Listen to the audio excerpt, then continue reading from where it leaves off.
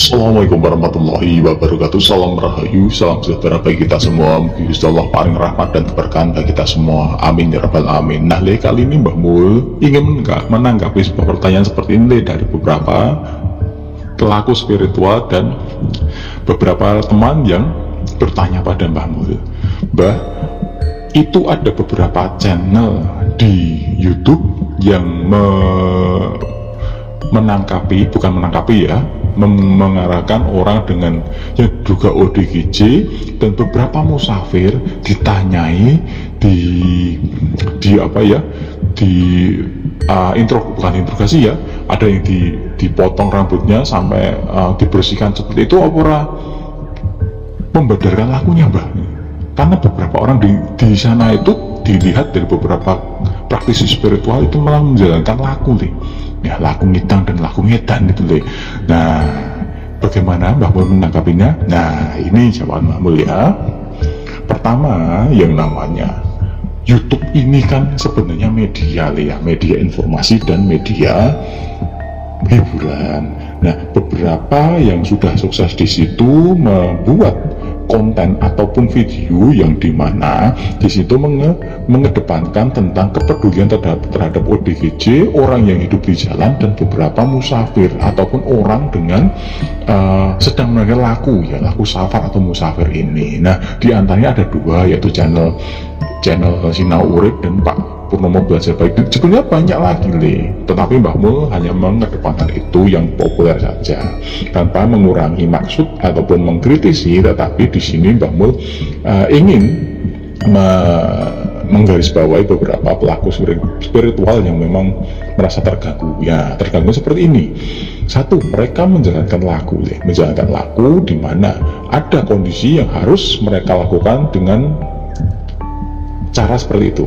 Bisa dengan ngedan, bisa dengan hidup di jalan, bisa dengan safar atau musafir, atau bisa dengan menghilangkan jati diri dengan seperti orang gila itu. Nah, laku itu hanya orang yang bisa membaca, bisa melihat sesama lakunya, atau orang yang dengan tingkat spiritual tertentu yang bisa melihat mereka sedang melakukan apa. Nah, dengan kondisi yang seperti itu, beberapa orang merasa terganggu, terutama orang yang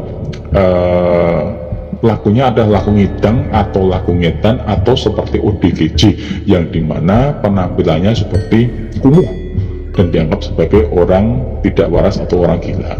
Nah, biasanya orang seperti itu adalah orang dengan aliran ilmu kejawen ataupun orang dengan aliran ilmu yang memang berasal dari aliran daerah tradisional ya. Nah, kenapa orang yang sedang menjalankan laku itu sebenarnya tidak bisa diganggu?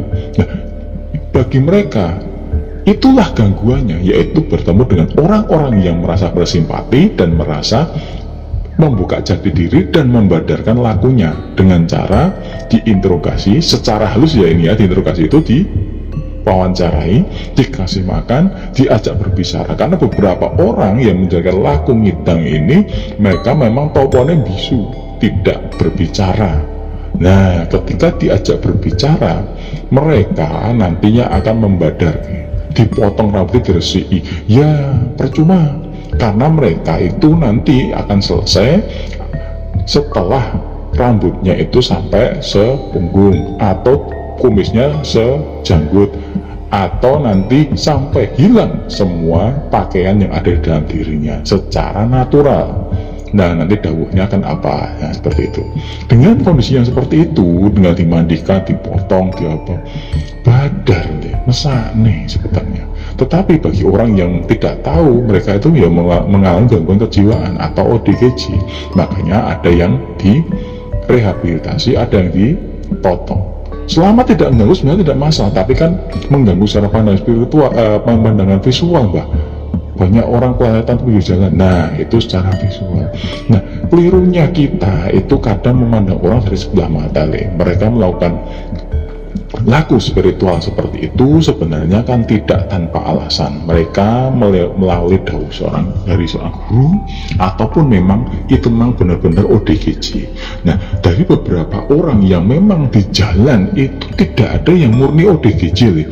Mungkin Mbah Mul itu melihat dari wong 10 itu mungkin orang yang 4 orang itu memang ODGJ dengan gangguan kejiwaan yang terlantar di jalan, yang 6 itu mungkin adalah orang yang sedang melakukan laku broto atau laku ngidang dengan cara masing-masing sesuai dengan gurunya. Nah itu penghayatan peran menghilangkan jati diri. Nah intinya seperti itu, demi suatu keilmuan. Nah sebenarnya Mbah Mun melihatnya seperti itu. Nah bagaimana cara membedakannya Mbah? Nah membedakannya itu hanya dengan ciri. Kalau kita lihat itu cirinya satu, orang yang memang dengan gangguan kejiwaan, pandangan matanya akan berbeda dengan orang waras yang sedang melakukan laku spiritual.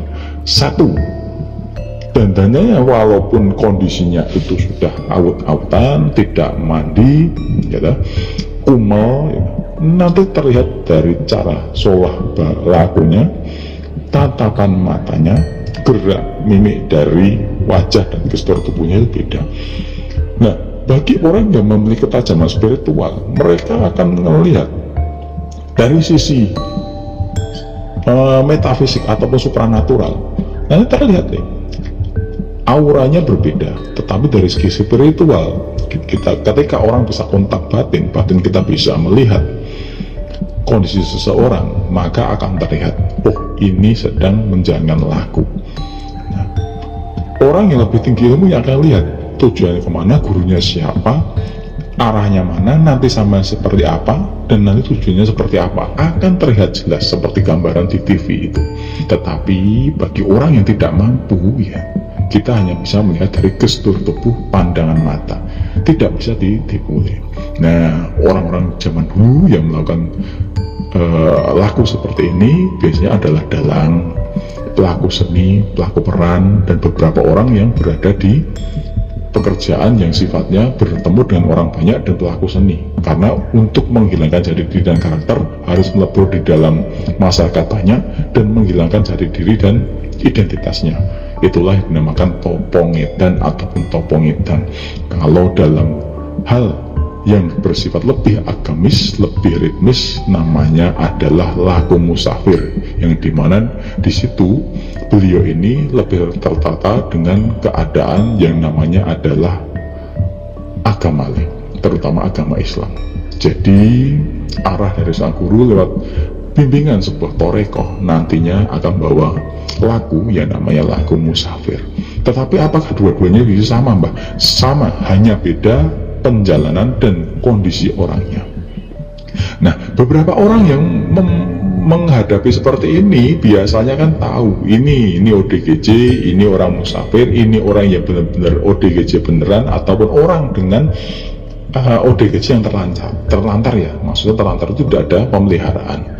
Harusnya orang itu tahu, tetapi dengan beberapa kontak dan konten yang dibikin mereka, divideokan dan diviralkan, akhirnya menjadi hal yang sifatnya orang itu tahu, oh ini musafir apa. Tetapi sebenarnya ada privasi yang benar-benar harusnya tidak boleh diungkap.